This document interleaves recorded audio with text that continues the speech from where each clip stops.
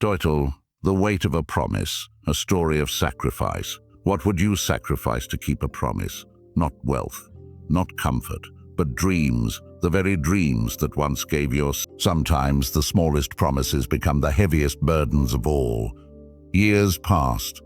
The village aged, but Elias's dream burned brighter than ever. He read every scrap of paper he could find. He scribbled formulas in the dust with broken sticks. He taught himself languages from crumbling, discarded books that smelled of mildew and forgotten hands. He became, in every way that mattered, a boy far too big for the place that birthed him. And then, as if the universe finally nodded, came the letter. A scholarship. A rare, impossible gift. A seat at the Royal Academy across the mountains. A place where minds were shaped like swords, where dreamers were taught how to carve reality with their bare hands. Elias's heart thundered in his chest the day he received it. He held the letter like a holy relic, tears burning the edges of his vision. It was happening. The dream was real. The train would come at dawn in 3 days' time, whistling like a call to destiny. There were nights, cold, endless nights, when Elias would sit alone by the dying forge fire, staring into the embers, feeling the ghost of that other life whispering to him. He could almost see himself, across those mountains, lecturing great minds, building wonders, leaving a mark on history. And yet when he looked at Jonah's children, laughing barefoot through the fields, he knew he had built something no academy, no monument, no empire ever could. A life saved, a friendship honored, a promise kept. In the eyes of the world, Elias was a nobody, a forgotten name in a forgotten place. But in the sacred ledger of the human soul, his sacrifice was written in gold.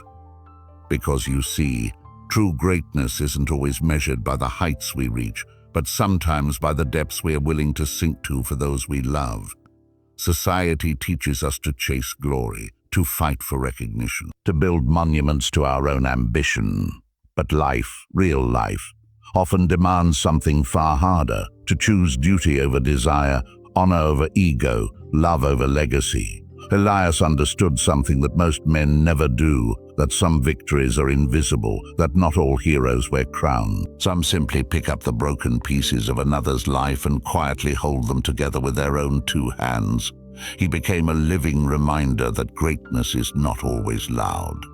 Sometimes it is silent, and sometimes the smallest, most uncelebrated acts of loyalty become the foundations upon which generations stand. As the years wore on, Elias grew old. His hair grayed.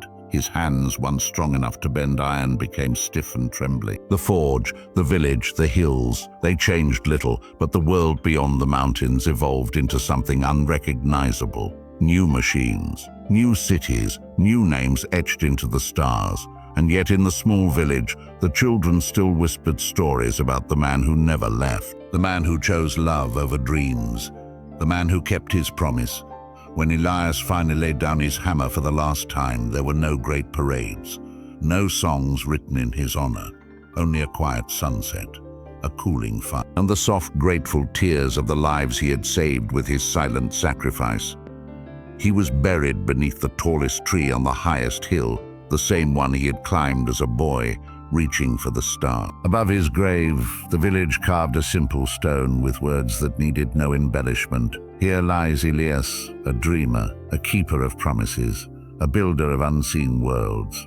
And though the world beyond the mountains never knew his name, the stars, ancient and eternal, remembered. They remembered the boy who once whispered his dreams to them. The boy who could have flown but chose to stay. The boy who taught the universe a lesson it often forgets, that the weight of a promise is heavier than any crown, and the quietest sacrifices shape the future in ways no one will ever fully see.